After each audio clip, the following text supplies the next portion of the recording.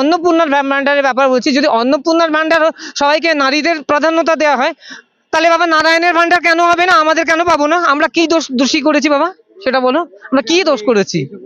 এই যে ভাতা পেপে আমরা হ্যাবিচুয়েট হয়ে গেছি, এই ভাতা, অন্নপূর্ণার ভান্ডার, লক্ষ্মীর ভান্ডার, যাই ম্যাডাম বললেন, শুনলেন আপনারা যে ভাতা দেওয়াই উচিত না। ঠিক আছে, যদি ভাতারই প্রশ্ন ওঠে, এখানে আমার একটা কথা আছে, প্রতিবাদ আছে। ভাতা যদি মেয়েদের দেওয়া, তাহলে ছেলেদেরও দেওয়া হবে কেন? ছেলেরা আলাদা হবে? সবাই পাবে ইকুয়াল। আচ্ছা, আপনার উনি একটা প্রশ্ন আমাকে করেছেন, আমি একটু এক্সাইটেড হয়ে গেছিলাম, কথাটা মাথা থেকে বেরিয়ে গেল, please don't mind for this. এই যে বেকার ভাতার কথা বলছে, কি নাম দিয়েছে জানো? যুব উৎসাহ। আচ্ছা, এখানেও দেখবেন মেয়েরাও পাবে, ছেলেরাও পাবে। আবার দেখবেন কিছু কিছু মেয়ে যারা অন্নপূর্ণার ভান্ডার পাচ্ছে, এটাও নিচ্ছে। এখানে ভেরিফিকেশন খুবই ক্রিটিক্যাল ওয়েতে ভেরিফিকেশন হয়, হবে কি হবে না সেটা হচ্ছে, তাহলে সব দিকে মেয়েরা এগিয়ে যাচ্ছে।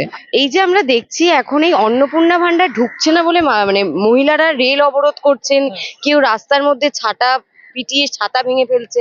তো কি মনে হয়, মানে এই অন্নপূর্ণা ভান্ডারটা মহিলাদের কাছে এখন মানে তারা কি অন্নপূর্ণা ভান্ডারের জন্যই ভোট দিয়েছিল? আমার ঠিক সেটা মনে হয় না। যে ফাতাহুল আপনার কথাটা উত্তর দিই, ছাতা ভেঙে ফেলছে, তা আমার মনে হচ্ছে ছাতা ভেঙে ফেলে সে কি মাথায় ছাতা ধরতে পারছে, জল আটকাতে পারছে? পাচ্ছে না। অন্নপূর্ণার ভান্ডার এটা চালু হয়েছে, এটা একটা এক্সগ্রেসিয়া পেমেন্ট। সেকেন্ডলি ক্রাইটেরিয়া ভেরিফিকেশন হচ্ছে, এ হচ্ছে, তারপরে সেটা হবে। কিন্তু মাই কনসার্ন ইজ যে সবাইকে নিয়ে ভাবা হচ্ছে, এসসি এসটি সব পিছিয়ে পড়েছে মানুষ, সবাইকে নিয়ে ভাবা হচ্ছে। এক্স মিলিটারি ম্যান, সে 35 ইয়ার্স রিটায়ারমেন্ট করে, সবাইকে নিয়ে ভাবা হচ্ছে। 33% ওমেন্স রিজার্ভেশন নিয়ে ভাবা হচ্ছে। What about the males? আমরা কোথায় যাব? আমরা কোথায় যাব? So standing at the 80th years of national independence, I think we are not yet received the freedom, because now again we are in undergoing the slavery, because the day day by day যে জিনিসটা বেড়ে যাচ্ছে।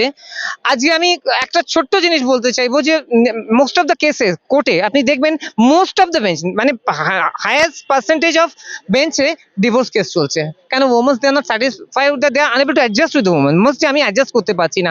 এত freedom, কিসের freedom? এত freedom, তাহলে কি আমরা ফ্রিডম চাইতে পারি না? কারণ আজকে রিজার্ভেশন যদি কথা বলে 33%, সেখানে দেখুন 45% এসসি এসটি ওবিসিতে বেরিয়ে যাচ্ছে।